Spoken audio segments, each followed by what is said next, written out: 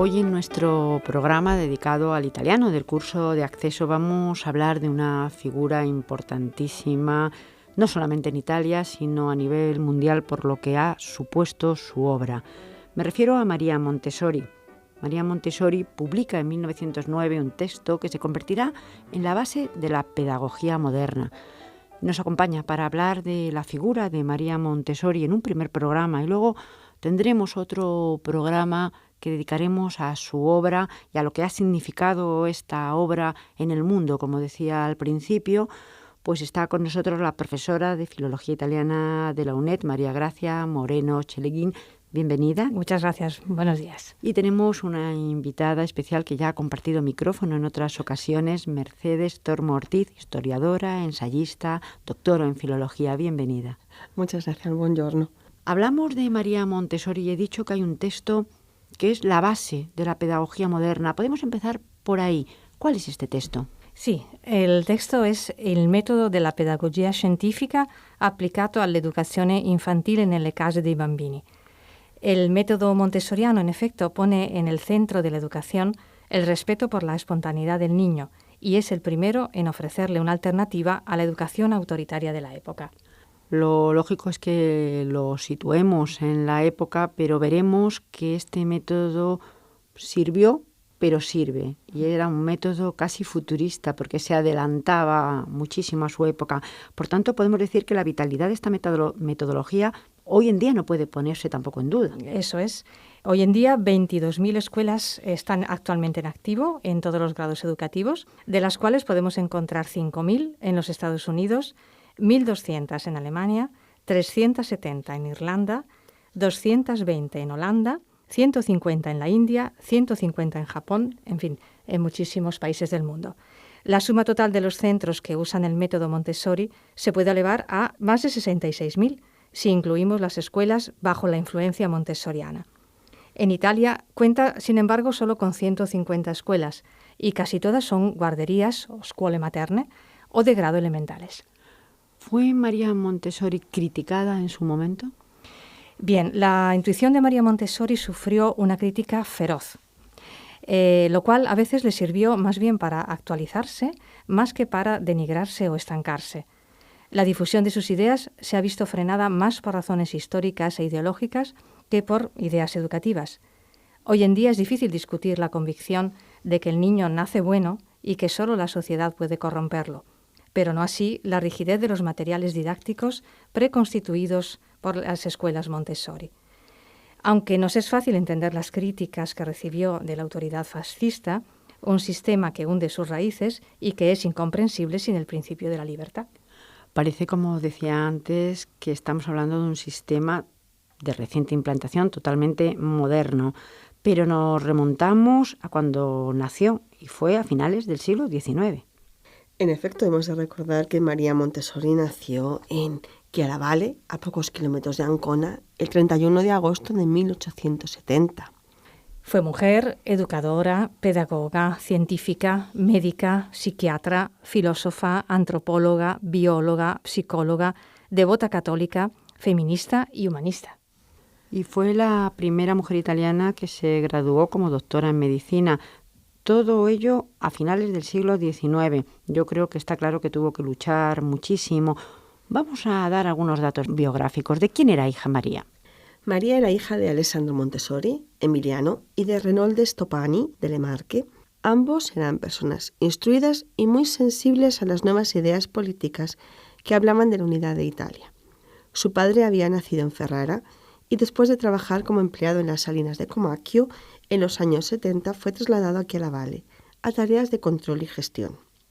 Es en ese lugar donde encontrará a la mujer con la que se casaría, a la mujer de sus sueños, Renilde Stoppani. En los escritos de Alessandro Montessori se pueden encontrar valiosísimos datos sobre el crecimiento y desarrollo de la joven María.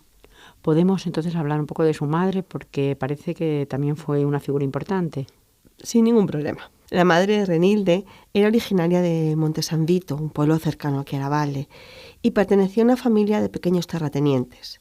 Era una mujer muy instruida y que amaba la lectura. Como el padre de María era católica, con una profunda simpatía por los ideales del Risorgimento. Por parte de la madre, María es sobrina de Antonio Stoppani, abad y naturalista, y hoy día célebre por haber escrito el libro Il Bel Paese.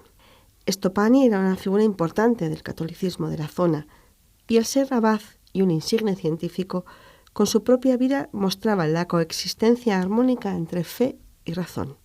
La joven María verá en el abad Stoppani un punto de referencia y en su madre un constante sustento a sus ideas innovadoras y a sus relaciones vitales, insólitas para la época, quizás en contraste con un cierto conservadurismo por parte de su padre.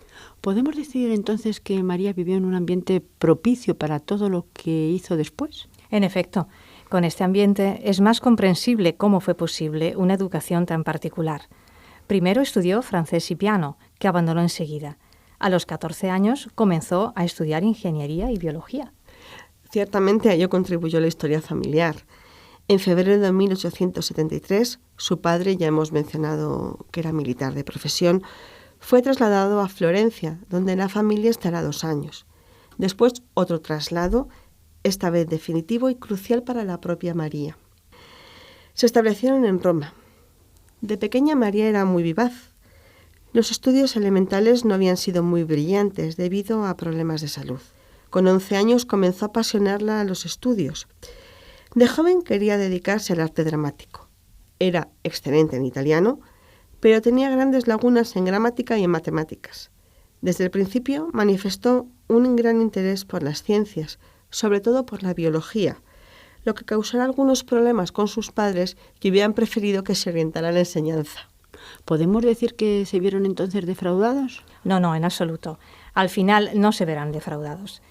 Ella, sin embargo, terminará en la Facultad de Medicina, aunque con grandes esfuerzos y con la ayuda del mismo Papa León XIII, ante los obstáculos que el mismo ministro Bacelli le estaba poniendo a su carrera universitaria. Pero lo consigue.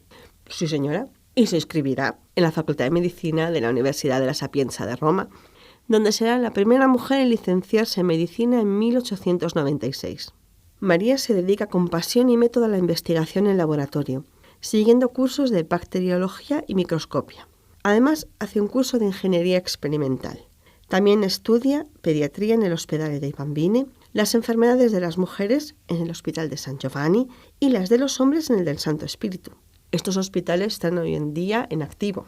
Su currículum resulta excelente, sobre todo en algunas materias. Sí, en efecto, especialmente en higiene, psiquiatría y pediatría, materias que serán la base de sus futuras decisiones. En los años que preceden a la licenciatura, sus trabajos estudiantiles se orientarán siempre hacia la investigación de tipo experimental en laboratorio y a la observación en el manicomio del Hospital de Santa Maria della Pietà di Montemario, en Roma. ¿Podemos decir entonces que María era una muy buena estudiante? María es una estudiante muy capaz, que al final ganará un premio de la Fundación Rollo por un trabajo en patología general. En 1895 gana una plaza de adjunta en medicina en el hospital con derecho a entrar en la Sociedad Lasiciana reservada a doctores y profesores de los hospitales de Roma. Durante la preparación de su tesis doctoral, frecuenta las clases de antropología física o biológica impartidas por el profesor Giuseppe Sergi. La tesis, que defenderá el 10 de julio de 1896, es de carácter experimental. Casi 100 páginas escritas a mano con el título Contributo clinico allo studio dell'allucinazione e contenuto antagonistico. Pero hay un hecho, sin embargo, que va a ser capital, que va a ser por lo menos muy importante en su vida. Sí, en efecto. Obtiene un puesto de asistente en la clínica psiquiátrica de la Universidad de Roma, donde trabajará con niños y niñas con problemas que ella misma definirá como anormales y en la que trabajará en colaboración con Giuseppe Ferruccio Montesano, con quien tendrá no solo una relación profesional, sino también afectiva. ¿Y es feliz en esta relación, con este amor? No. De un desafortunado romance con Giuseppe Montesano nacerá su hijo Mario. No pudo ocuparse de él, sino que lo entregó a una familia de Vicovaro, un pueblo del Lazio. Después de la muerte de su madre, podrá llevarla a vivir con ella, haciéndolo pasar por un sobrino. La renuncia al niño y el matrimonio de Montesano con otra mujer la llevarán a vestirse de negro por el resto de su vida. Y no solo eso, la profunda desilusión que le causó el abandono del médico llevó a María Montessori a acercarse al movimiento feminista, del que fue representante a nivel nacional e internacional. Representó a Italia en los congresos de Berlín de 1896 y de Londres en 1899. En el Congreso de Berlín es la representante de Italia, ya lo hemos dicho, y se hizo famosa por su intervención en defensa del derecho a la paridad salarial entre mujeres y hombres.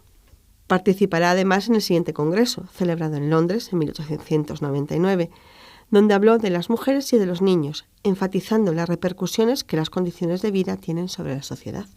Aun con todo lo que le pasó en la vida de una manera afectiva, sobre todo la pérdida también de alguna manera de su hijo y de su amor, ella no dejó nunca la ciencia. No, nunca. Nunca dejó de lado su carrera científica, sino que esos años precisamente de trabajo en la clínica la llevaron a entrar en contacto con los ambientes científicos del Reino Unido y Francia, por ejemplo. ¿Y eso le hará acercarse a la literatura científica, a estos contactos?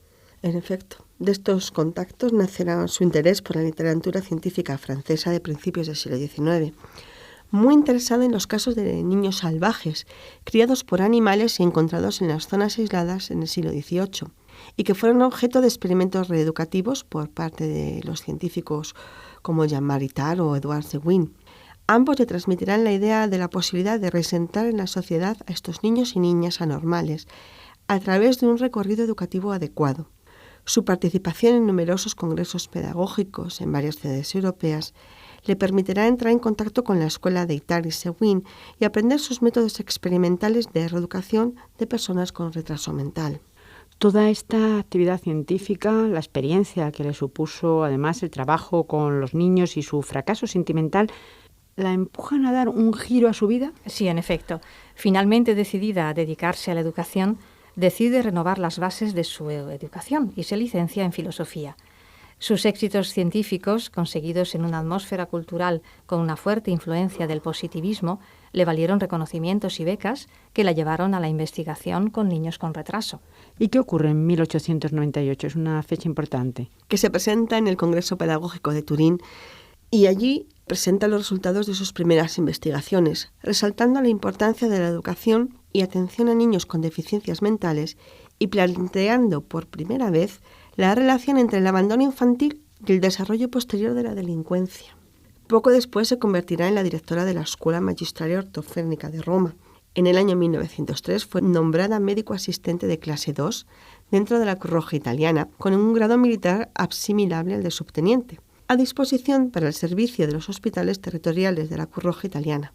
En 1904 consigue la docencia en antropología y tiene además la oportunidad de ocuparse de la organización educativa de los asilos infantiles.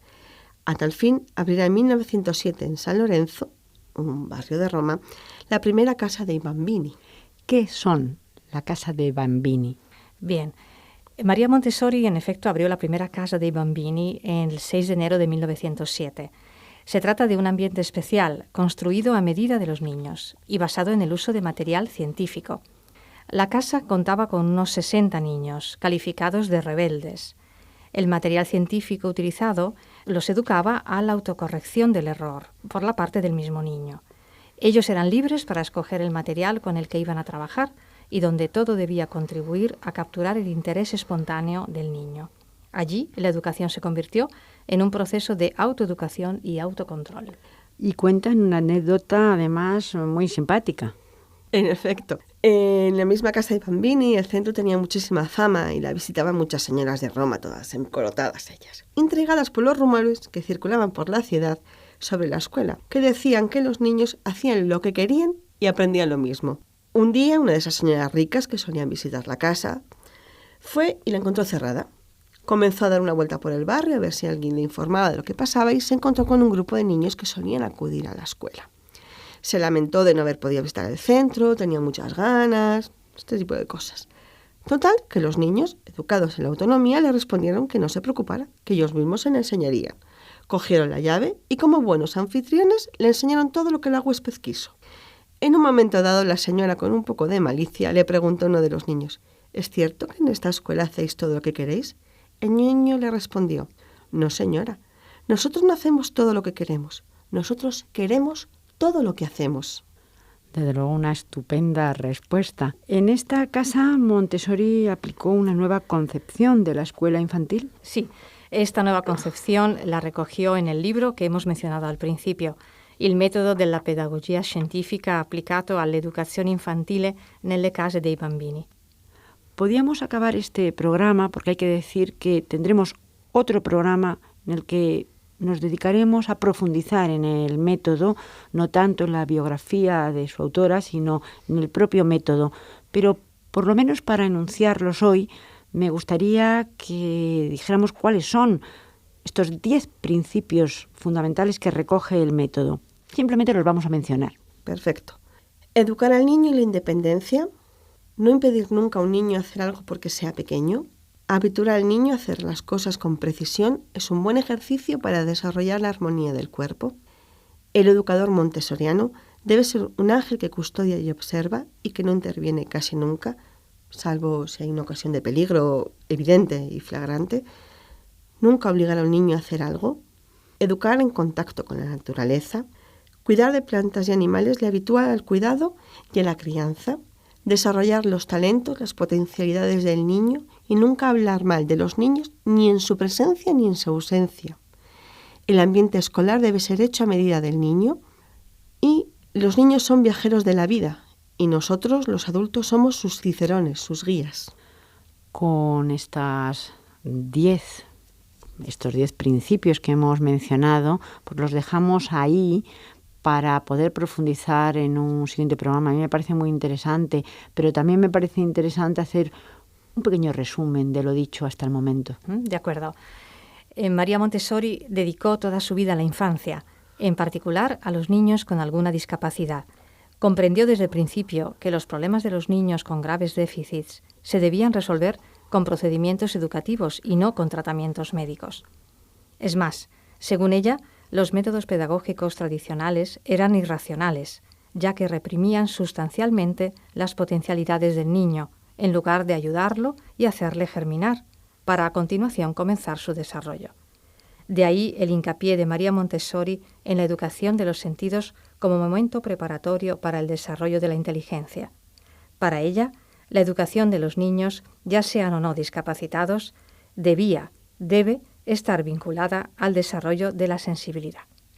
Pues para terminar, y muchísimas gracias a las dos, María Gracia, Mercedes, continuaremos hablando de este tema tan interesante en un segundo programa. Simplemente decir a todos nuestros oyentes y por supuesto a los alumnos de la UNED que el área de Filología Italiana de la UNED, su coordinador, Salvatore Bartolotta, pues organiza todos los años cursos diferentes, diversos y muy interesantes en relación con Italia y con todo lo italiano.